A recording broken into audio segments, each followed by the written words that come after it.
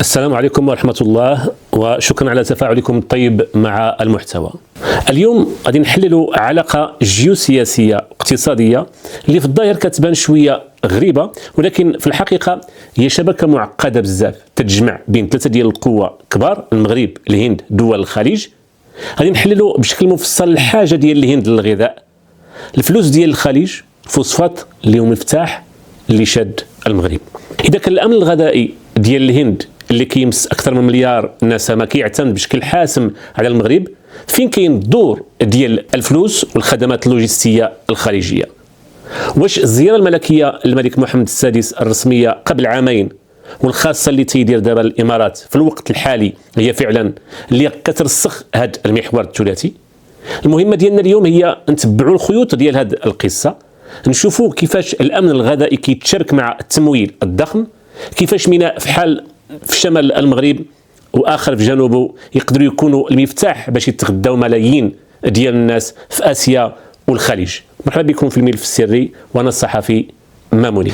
نرجعوا لدجنبر 2023، ذاك الوقت الملك محمد السادس دار زياره رسميه للامارات، تم توقيع اعلان اللي كان مفصلي نحو شراكه مبتكره ومتجدده وراسخه، هذا هو العنوان.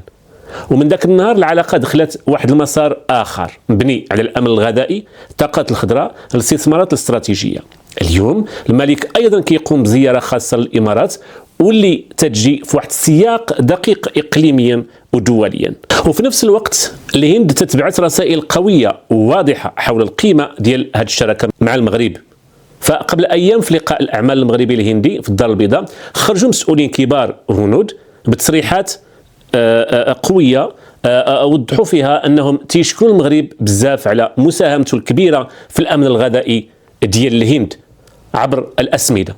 هذه كانت كلمات ديال نكراج نايدو، كاتب الدوله الهندي المكلف بالدبلوماسيه الاقتصاديه. والتصريح ماشي مجامله دبلوماسيه، هذا اعتراف رسمي بان المغرب ولا عنصر اساسي في الاطعام ديال مليار و400 مليون نسمه. دخول المغرب بقوه لسوق افريقيا الغربيه غادي يفتح الباب قدام الشركات الهنديه تدخل لهذا السوق العملاق والمزدهر، واللي الهند مازال ما عندوش فيه حضور اقتصادي كبير. بمعنى اخر، المغرب ولا بوابه ديال الهند في افريقيا. يعني هذه الاعترافات الهنديه تجي في انسجام تام مع التحركات المغربيه الخليجيه، وكتكمل الصوره ديال محور مغربي هندي خليجي، محور ماشي فقط كيأمن الغذاء ولكن كيرسم ملامح نفوذ جديد في الجنوب العالمي. وبين الزياره ديال 2023 الرسميه والزياره الملكيه الخاصه الحاليه والتصريحات الهامه اللي جايه من نيودلهي، كلها اشارات ان هذه الشراكه هذه ما غاديش تبقى في حدود ديال التجاره او الاقتصاد، ولكن غادي تتحول لمعادله استراتيجيه كامله. المغرب مورد، المغرب شريك ما يمكنش الاستغناء عنه، الهند قوه ديموغرافيه واقتصاديه كتبحث على الاستقلال الغذائي، والخليج مركز ديال التمويل والطاقه الجديده. يعني التحالف الجيو غذائي اللي كيتبلور ما بين المغرب والهند والخليج، خصوصا الامارات، هذا التحالف ماشي مجرد فكره نظريه، ولكن كيبان اليوم في الميدان، في الارقام، في التصريحات الرسميه ايضا.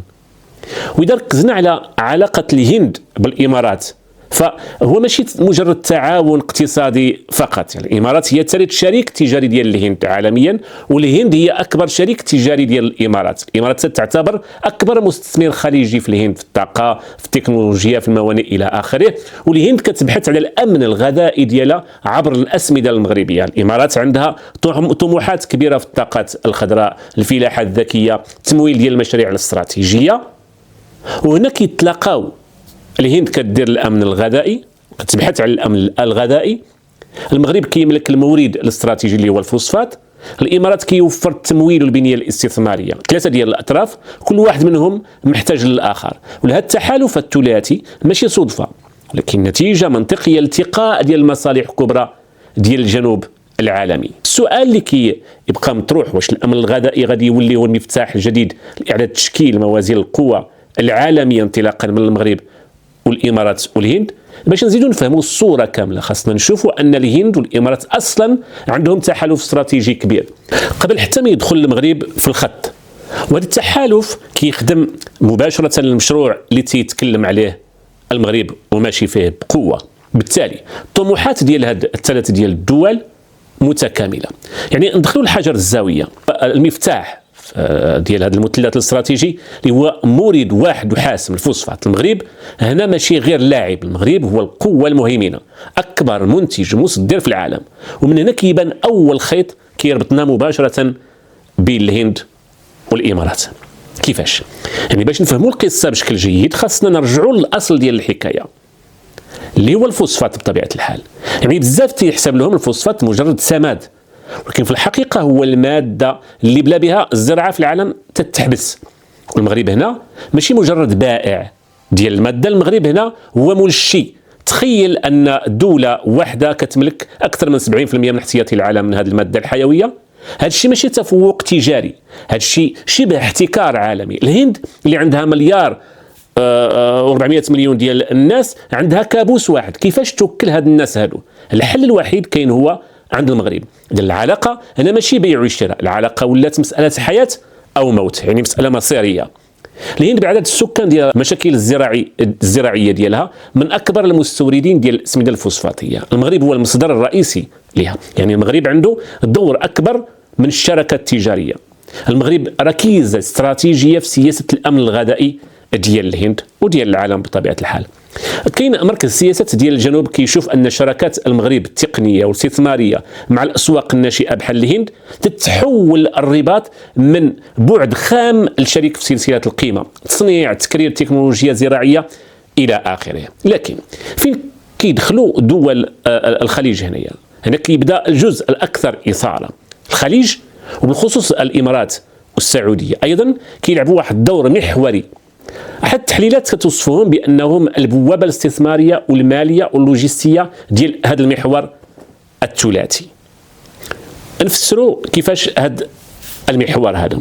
دول الخليج عندها فوائد مالية ضخمة، الصناديق السيادية ديالها دائما تتولج الاستثمارات استراتيجية طويلة المدى. الأمن الغذائي العالمي راه على الرأس ديال الأولويات ديالهم، خصوصا الإمارات اللي تستورد تقريبا 90% من الغذاء ديالها من الخارج. يعني كيفاش كيدمج هذا الشيء بين المغرب والهند والخليج؟ يعني من خلال التمويل الذكي. الخليج قد انه يمول المشاريع العملاقه بحال المكتب الشريف للفوسفات والسي بي، والمجموعه مخططه لاستثمارات كبيره بزاف. يعني هنا التمويل الخليجي كيدخل على الخط، يعني 14 مليار دولار ما بين 2025 2027 فقط. يعني هذا الشيء ماشي غير تلبيه ديال الطلب، هذا الشيء راه رهان على المستقبل ضمن الرؤيه الملكيه اللي مشات بعيد بدمج الفوسفات مع الطاقه المتجدده. يعني والمال الخليجي كيدير هنا واحد الدور، كيضمن ان المغرب يبقى قد يلبي الاحتياجات ديال الهند بطريقه مستقره وطويله الامد. يعني عندنا واحد المثلث متكامل، المغرب كينتج، الهند كتستهلك، الخليج كيمول كيضمن الاستمراريه. ولكن بحجم هذه الشراكه هذه خاص غطاء سياسي رفيع باش تولي واقع. هنا تجي الزياره الملكيه، الزياره ديال الملك محمد السادس للامارات في ديسمبر 2023 ما كانتش زياره بروتوكوليه فقط، كانت لحظه تاسيس لهذا المحور كامل. يعني الاعلان المشترك اللي خرج وكان بعنوان نحو شراكه مبتكره متجدده وراسخه كان فعلا خارطه ديال الطريق. ومن بين اهم النقاط تطوير موانئ استراتيجيه بحال الناظور غرب المتوسط والداخله الاطلسي. والموقع ديال هذه الموانئ ماشي عادي، الناظور بوابه على اوروبا والبحر الابيض المتوسط، الداخله بوابه ديال المغرب على الاطلسي وافريقيا والامريكيتين. يعني الهدف ماشي فقط الهند، ولكن بناء واحد الشبكه عالميه جديده لتصدير الفوسفات والاسمده. يعني هذا الاستثمارات اللي تدعم الخطه ديال قطاع الفوسفات في المغرب باش يتحول للطاقه الخضراء، يعني انتاج الاسمده بلا كربون. والفكره هي استغلال الطاقه الشمسيه المهوله اللي عند المغرب باش يدير عمليه ديال التحليه ديال المياه ديال البحر ويستعمل ذاك الماء في الصناعه، ومن بعد ينتج الهيدروجين الاخضر اللي تيدخل في الصناعه ديال الامونيا الخضراء، يعني سلسله. والامونيا الخضراء هي الاساس ديال الاسمده ديال المستقبل تماما، وهذا كيعطي الاسمده المغربيه ميزه تنافسيه كبيره، حيث المغرب ما كيبقاش غير كيبيع الاسمده، ولكن كيبيع اسمده خضراء. والاسواق اللي مهتمه بالاستدامه بحال اوروبا اللي تتفرض الضرائب ديال الكربون، وحتى الهند اللي عندها اهداف مناخيه غادي تفضل هذا النوع ديال الأسمدة. يعني الاستثمار الإماراتي في الطاقات النظيفة في المغرب هو استثمار غير مباشر في المواد اللي تتعتمد عليها الهند في صناعة الغذاء. يعني كل شيء مترابط، الخليج كيمول المغرب والمغرب كيغذي الهند، ولكن واضح كاين واحد المصلحة أعمق للخليج هنا في هذه النقطة هذه. الخليج كما قلنا كيستورد أغلب الغذاء ديالو خصوصا الإمارات، واي ازمه كتوقع في الهند مثلا نقص في الاسمده كتاثر فورا على الاسعار العالميه بحال القمح والارز وكل المواد. يعني ملي الخليج كيدعم المغرب هو ما كيدعمش الفوسفات بوحده، هو كيشري ببوليصه ديال التامين ضد تقلبات سوق الغذاء العالمي. استقرار الهند كيساوي استقرار ديال دول الخليج، وهذه الفكره قويه بزاف. يعني المغرب ما كيبيعش غير منتوج، المغرب كيبيع استقرار سلاسل الغذاء العالميه. ومنين كيضمن الامن الغذائي للهند كيولي بشكل غير مباشر كيضمن استقرار السوق اللي معتمد عليه اللي هو الخليج. كاين تقرير ديال مركز شاتهام هاوس حذر من مخاطر اختناق سلاسل الامداد الغذائي، واعتبر موردين كبار بحال المغرب الفوسفات نقطة استراتيجية لثبات الإمداد الغذائي العالمي، وهذا كيرفع القيمة ديال الرباط في المراسلات ديال صنع القرار الدولي. وهي هذه القوة الخفية في هذه العلاقة الثلاثية، يعني سلسلة قيمة متكاملة. المغرب أولا، المغرب القاعدة الصناعية، المادة الخام، تكنولوجيا. الهند السوق الاستهلاكي الضخم اللي كيوفر الطلب المستمر. ثلاثة، الخليج القوة المالية اللوجستية اللي كتضمن الاستمرارية وكتضمن أيضا التوسع. كاين تقارير كتهضر على جوج ديال السيناريوهات لهذه الشراكة هذه، واحد واقعي وقريب والآخر طموح وبعيد. نبداو بالواقعي. السيناريو الواقعي من 1 حتى ل 3 سنين كيركز على تقوية الشراكة وتحسينها عبر عقود طويلة الأمد ما بين المغرب والهند. السؤال علاش هذه العقود هذه طويلة الأمد مهمة بزاف؟ هنا الجواب باش العلاقة تتحول من بيع وشراء يعني تجارة لشراكة استراتيجية ما يمكنش تنفك بسهولة. يعني الأمن الغذائي ديال الهند كيولي مربوط بشكل هيكلي بالمغرب، وهذا الشيء كيخلي الهند صعيب عليها تمشي عند منافسين آخرين بحال روسيا أو الصين.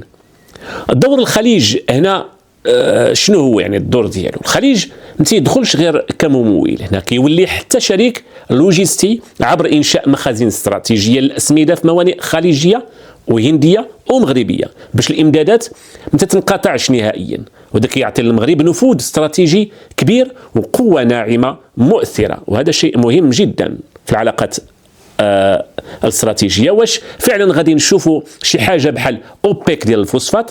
يعني المقارنه دقيقه بزاف، ولكن كاين واحد الفرق مهم اللي هو ان النفط ممكن مع الوقت يتعوض بمصادر طاقه اخرى، ولكن الفوسفات ما كاين حتى شي بديل زراعي له على نطاق واسع، ما يمكنش تزرع بفعاليه بلا به، وهذا كيخلي النفوذ ديال المغرب اكثر استدامه على المدى البعيد. يعني شفنا السيناريو الواقعي، شوفوا دابا السيناريو الطموح، يعني السيناريو الثاني. هذا السيناريو هذا اللي ممكن يتحقق ما بين 3 سنين حتى ل 7 سنين كيتجاوز التجاره ايضا واللوجستيك، تيتكلم على تحالف جيوغذائي متكامل ورسمي، ممكن يشمل انشاء منتدى ثلاثي دائم للتنسيق في السياسات ومشاريع مشتركه ضخمه لانتاج الهيدروجين امونيا الخضراء، وحتى منصه ديال تمويل مشترك ما بين المغرب والهند والخليج، وممكن تكون بضمانات سياديه من هذه الدول هذه. المغرب ما كيبقاش مجرد مورد عالمي، كيولي محور عالمي في مجال الغذاء والامن الغذائي، وهذا كيطرح واحد السؤال كبير اخر. يعني شنو لو ان المغرب انضم لمجموعه البريكس اللي فيها اصلا الهند كعضو مؤسس؟ هنا اللعبه تتبدل بشكل كامل. نفسروا هذه النقطه هذه.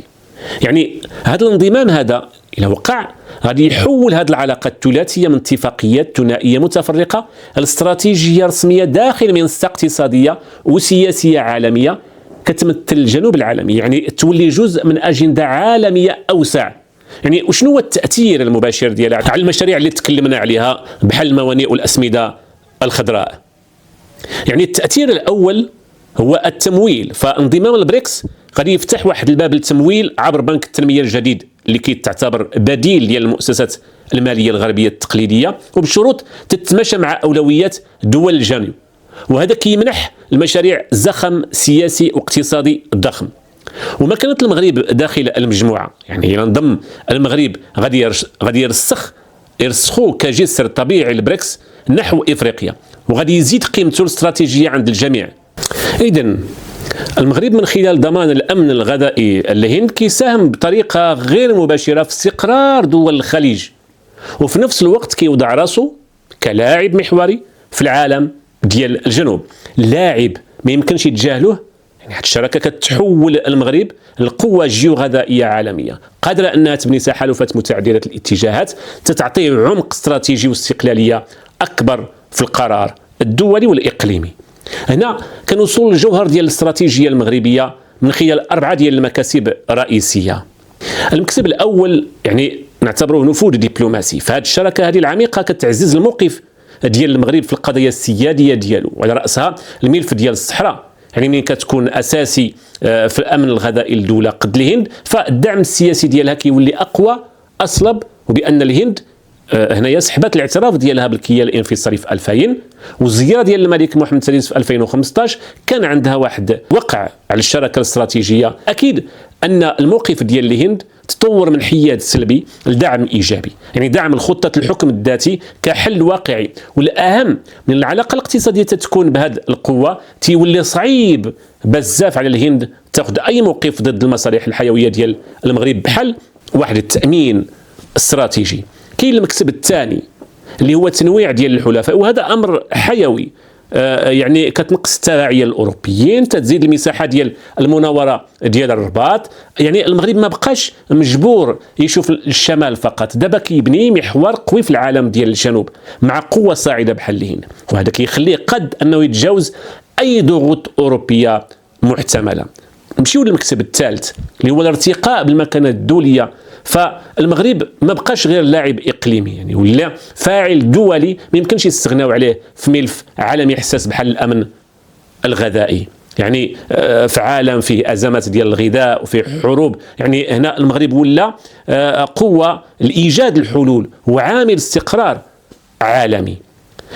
المكسب الرابع يعني زيادة الوزن داخل تكتلات الجنوب العالمي، يعني اعتراف قوة بحال الهند تعطي المغرب شرعية أكبر داخل المجموعات بحال البريكس وغيرها، خصوصا في الساحة الإفريقية اللي تتعرف منافسة شرسة. يعني كاين الولايات المتحدة الأمريكية، كاين الصين، كاين أوروبا، كاين روسيا وغيرها من القوة الكبيرة. وفي هذا الزحام كيفاش كتلقى الهند بلاصتها بلا ما تدخل في الصدام مع اي قوه؟ الجواب هو الطريقه ديال التموضع ديالها. الهند ما كتنافش الصين في المشاريع ديال البنيه التحتيه الضخمه اللي تتكون بالديون، وتتفرض الشروط ديالها السياسيه اللي تيديروها بعض القوى الغربيه. يعني تتقدم راسها على انها بديل امن، الخيار الثالث المعتدل، تتسد الفراغ في مجالات حساسه بحال الصناعات الدفاعيه، نقل التكنولوجيا. يعني الاخرين ترددوا في هذا المجال هذا. يعني ما كتخلقش واحد المخاوف امنيه اللي كتخلقها الصين ولا الحساسيه التاريخيه اللي كتجي من بعض الدول الاوروبيه. هي شريك من الجنوب العالمي، تتفهم الاحتياجات ديال الجنوب وتتعرض التعاون ديالها هو مبني على المصالح المشتركه، يعني ماشيش على الهيمنه. يعني كاين واحد السؤال، يعني شنو هي المخاطر بالنسبه للمغرب؟ يعني العلاقه العميقه مع قوه بحال الهند يعني ما خصهاش تخلق واحد النوع جديد من الاعتماد. الجواب هنا اللي كنكرره دائما هو الاعتماد المفرط على شريك واحد سيء.